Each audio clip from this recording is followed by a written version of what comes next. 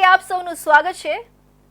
સુરતના રાંદેર ખાતે સ્પેશિયલ બાળકો માટે ચાલી રહેલા ખેલ મહાકુંભમાં રમતગમત મંત્રી હર્ષ સંઘવીએ દિવ્યાંગ બાળકોની રમતની સરપ્રાઇઝ વિઝિટ કરી હતી। દિવ્યાંગ બાળકો સાથે સમય વિતાવી તેમની રમતગમત પ્રતિભાને પ્રશંસા કરવામાં આવી હતી। વિજેતાઓને પ્રોત્સાહિત કરી વિશેષ મેડલ અને સર્ટિફિકેટ એનાયત કરવામાં આવ્યા હતા।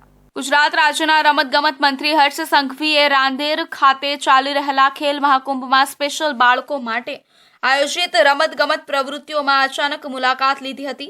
દિવ્યાંગ બાળકો સાથે સમય વિતાવી તેમની રમતગમત પ્રતિભાને પ્રશંસવામાં આવી હતી। વિજેતાઓને પ્રોત્સાહિત કરી વિશેષ મેડલ અને સર્ટિફિકેટ એનાયત કરવામાં આવ્યા હતા।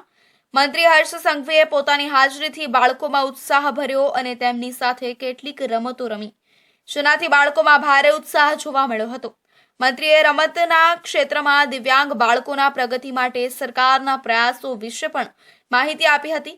ખેલ મહાકુંભ અંતર્ગત દિવ્યાંગ બાળકો માટે વિવિધ રમતગમત સ્પર્ધાઓનું આયોજન કરવામાં આવ્યું હતું, જેમાં તેઓએ પોતાની પ્રતિભાનું પ્રદર્શન કર્યું।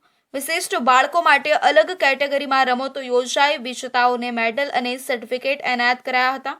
દિવ્યાંગ રમતવીરો માટે ખેલ મહાકુંભ એક મોટી તક છે, જ્યાં તેઓ તેમની કુશળતા સાબિત કરી શકે। આજે મેં બાળકોની રમતગમત માટેની મહેનત અને ઉત્સાહ જોઈને ગર્વ અનુભવ્યો છે। સરકાર દ્વારા આવી વધુ પ્રોત્સાહનાત્મક પહેલ કરવામાં આવશે, એમ હર્ષ સંઘવીએ જણાવ્યું હતું।